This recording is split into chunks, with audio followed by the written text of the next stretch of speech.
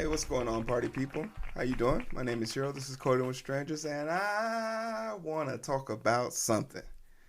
Um, I just took down my hair, and the process of taking down my hair was extremely stressful. My shoulders got really tense, my forearms got really tight. It's an test of endurance, and to look this good doesn't come easy.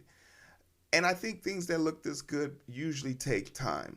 So when I hear that we're ready to let a bunch of electrical vehicles or vehicles in general have complete autonomy on the road, it rubs me the wrong way. And I don't mean that in a good way. You feel me? And we want to talk a little bit about something that is going to probably happen, but definitely doesn't need to happen as soon as it does. And we want to talk about why that dissonance is also not probably appropriate, because you're going to put a microscope on self-driving cars doing things that they're not supposed to do. You're going to put that under a microscope without really understanding that, hey, there's a potential here that all self-driving cars are collectively having accidents still is minuscule in comparison to what human beings are doing on the road right now. So let's take a look at this. The U.S. probes Ford's hands-free driving tech after crashes. As the U.S. safety agency investigates Ford's BlueCruise driver assistance system following two fatal collisions, the National Highway Traffic Safety Administration, NHTSA, wrote in both cases Ford Mustang Mach-E car collided with stationary vehicles at night while the system was engaged. BlueCruise is the driver's assistant technology that allows hands-free driving on certain roads, typically motorways. Ford told the BBC that it was working with NHTSA to support its investigation. In February, a Ford Mustang Mach-E, is that Mach-E or Match-E? Machine E? That's a stupid name. No wonder why I haven't heard about this car since. Also, logo's trash. BlueCruise hit a rear of a stationary Honda, killing the 56-year-old driver of the stopped car, Reuters reported. The two other crashes involving Ford Mustang electric vehicle occurred March in Philadelphia. BlueCruise checked whether the drivers are paying attention using eye tracking cameras and prompts them to take control back over the vehicle if it identifies any drift in focus. NHTSA says preliminary probe will focus on drivers' monitoring aspect of the system as well as how well it generally performs driving tasks. The two crashes that prompted the new probe are being investigated separately by another safety body, the National Transport Safety Board, NTSB. Okay, so two things here. The level of confidence we have as a group of people for people to do the right thing is mind-boggling. Before we had electrical vehicles, we definitely had issues with people being focused while driving. There's no secret that when cell phones became portable or mobile, accidents increased significantly. I want to look this up real quick. Oh damn, you can see every type of crash type, crash information. So in total, and this is a people killed, injured by person, type, or injury, and its severity. 2 million people were either injured or killed with people who were using the vehicle, whether it was a pedestrian, a motor vehicle, an innocent bystander, whatever the case. We're upwards in the 2 million point range. So to tell this same demographic of people that it is okay to use self-driving assistance begs the question, why do we trust that people who weren't driving correctly in the first place to have this level of technology? Also, like, what is the push for wanting to have non-driving car? If the belief is that the driving the AI driving assistance will make things safer, that's one thing, and there's an argument for that. But when And the argument is like, say for example, when people are about to have imminent collisions and brake detection is needed, or being sideswiped because of an unforeseen thing, where they can stop your vehicle in the moments where human reaction time or human response time isn't adequate. Perfect. But these are situations where the vehicle was driving on its own and ran into things that were shouldn't be deemed complicated. They ran into a stationary object. The proximity cameras on these things is crazy. But we also know from other self-driving tests that a speck of dust being on the lens is enough to obscure the camera's ability to do it. Infrared cameras are deflected off of other red panel lights. There are a lot of things that are insufficient in the technology for put that out there for the masses is kind of is it's kind of like it's tragic. It reeks of and it's proper for the era of these half-baked ideas where they're building technology backwards, so to speak, like video games, these AI cars, these AI bots, and everything that's coming out. They say there's this great idea that we can do, but this is what we're gonna give you for right now, and it will eventually get there, right? It's kind of madness. Reduced errors, right? The driver assisting technology has also been approved for use on some UK motorways, though there are differences in the way that is implemented. Regulatory governing is using, experts say. Currently, it is only permitted driver's assistant technology to allow hands to be taken off of the wheel in the UK. The system will only operate on specific sections of the road up to a maximum of 81 miles per hour. The hands-off, eyes-on feature launched in the UK last April after receiving government approval. It launched was welcomed by Transporters Minister Jesse Norman, who said the driver-assisted system makes driving smoother and easier, but they can also help make roads safer by reducing scope by driver error.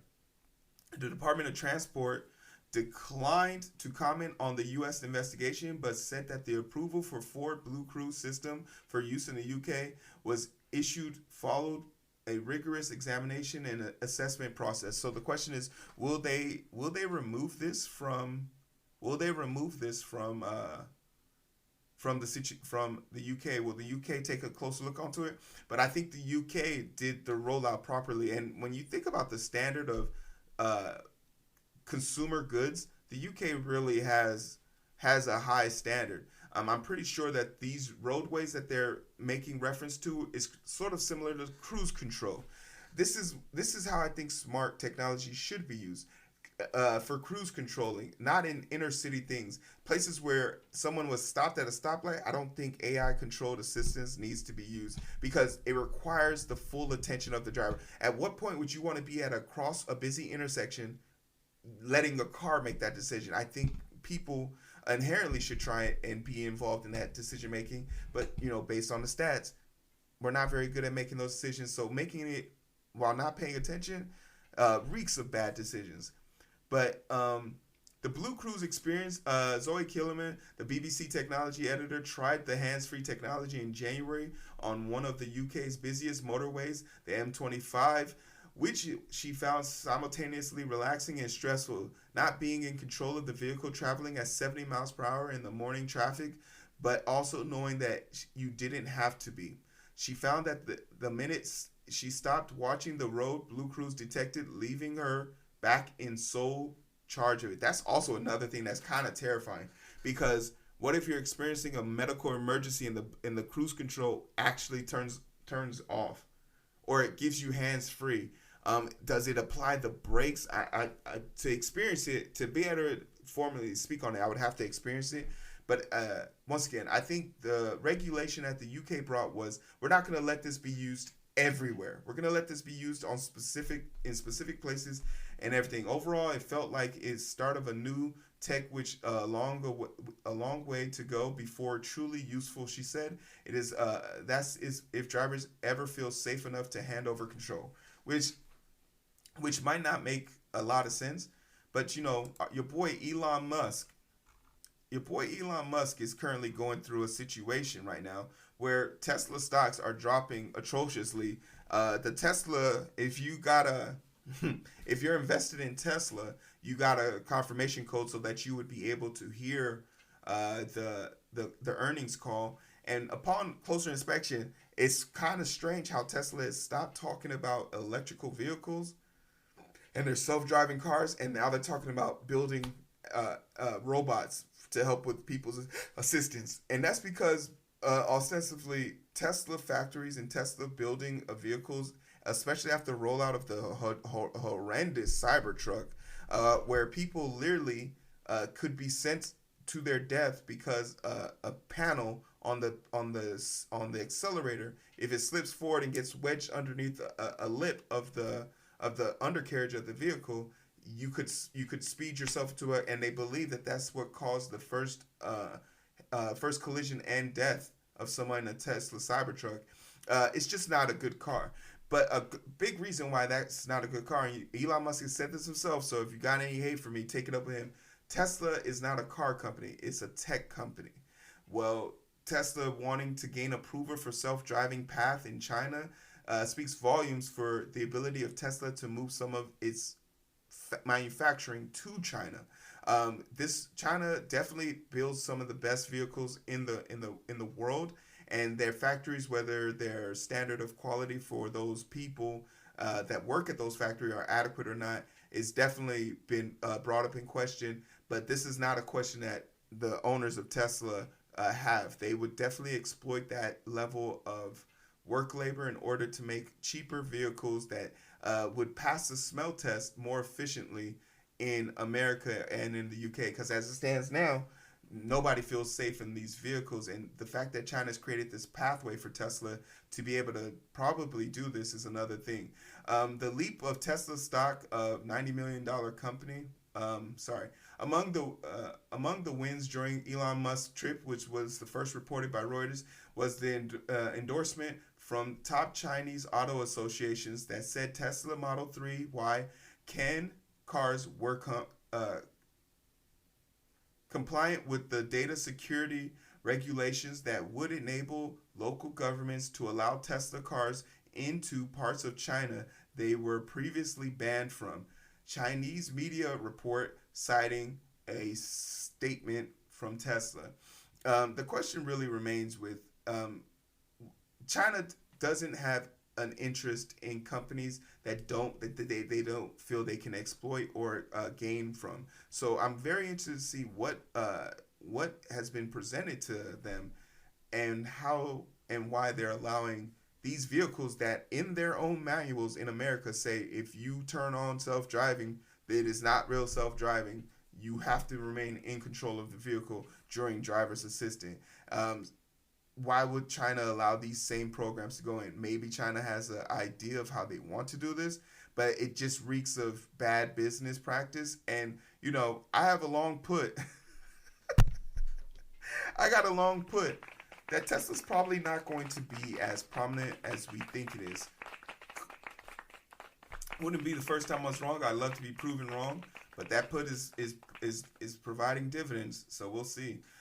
Musk China chip marked the next step in major pivots to Tesla's strategy that has accelerated over the chaotic last few weeks for Tesla. The automaker rushes to prioritize its effort to develop self-driving cars while putting the ambitions to becoming a mass market seller of affordable electric vehicles on the back burner. So he's aiming for luxury and functionality. I think there has to be a knowledge sense here that the race to create the algorithm that is going to make cars drive independently isn't for the people, it's for businesses.